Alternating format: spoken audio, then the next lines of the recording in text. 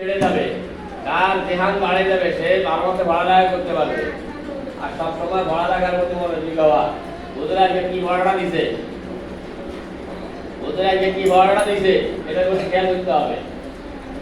তাইলে হাত, চোখ, মনোযোগ, কান এক জায়গায় রাখতে হবে, মনোযোগ থাকতে হবে পড়াতে, তাইলে আপনি উন্নতি করতে পারবেন। আপনাকে খেয়াল করতে হবে, ও যদি পারে তাহলে আমি কেন পারবো না। এই যদি একবার ঘোড়া মুখস্থ হয়, পড়ার জন্য আমি 10 বার করবো, তা আমার মুখস্থ করতে হবে। ঠিক আছে নি? প্রত্যেক দিনের পড়া প্রত্যেক দিনের লেখা প্রত্যেক দিন রেডি রাখতে হবে, আদায় করে ফেলতে হবে। ঠিক আছে? আর মাথায় যখন আসবা, যেভাবে মাথা পরিষ্কার রাখা যায়, একটা কাগজ দেখে ওটাকে ময়লা ধরতে হয়ে দেওয়া। হ্যাঁ, একবারে কিভাবে আমি যাকে দাও দিবে, কিভাবে আমি নিজে কাজ করবে, সে চেষ্টা করা, কোনটা যত্ন করা, বাড়িতে মা বাবাকে যত্ন করা। এতে দোয়া আছে, কি আছে? দোয়া আছে। আর দোয়াও দোয়ালে ইবাদত, দোয়া মুক্তলে ইবাদত, দোয়া ইবাদত করতে, ইবাদতের সার বড়। এই জন্য দোয়া, তুমি যদি ভালো একটা কাজ করো তাহলে মুরব্বীরা মন থেকে তোমাকে দোয়া করবে। কথা বুঝাইছি নি? এই এটা কি করতে আছে?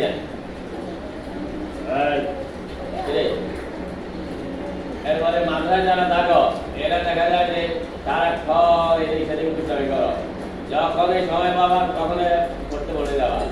হাদিস আছে, বাংলা লেখা আছে, আরবি লেখা আছে, ইংরেজি লেখা আছে, এগুলি কমপ্লিট করে মুখস্থ হিসাবে লিখে ফেললা। এরপরে যারা ইয়েতে পড়ে, এই প্রথম ক্লাসে পড়ে, এরা আলি পাতা যা যতটুকু বড় হয়েছে সবগুলো লিখে ফেললা। দ্বিতীয় ক্লাসে কতটুকু আপনি বড় হয়েছে এটা বড় কথা লেখার সাথে সাথে। নুরানি মানে কি? নুরানি মানে লেখার সাথে পড়া, লেখার সাথে কি? হ্যাঁ, যে পড়াটা আমি পড়বো সেটা লিখবো, যেটা লিখবো সেটা পড়বো। এবং ক্লাসের মধ্যে পড়া কি করা, কমপ্লিট করে ফেলা, বাড়িতে যাই সেটাকে রিভাইজ দেওয়া। বুঝাইছি নি? এবার আমাদের মন মধ্যে জিনিসটা রাখতে হবে, ওদের যে পড়াটা দিয়েছে সাথে সাথে মুখস্থ করে ফেলা।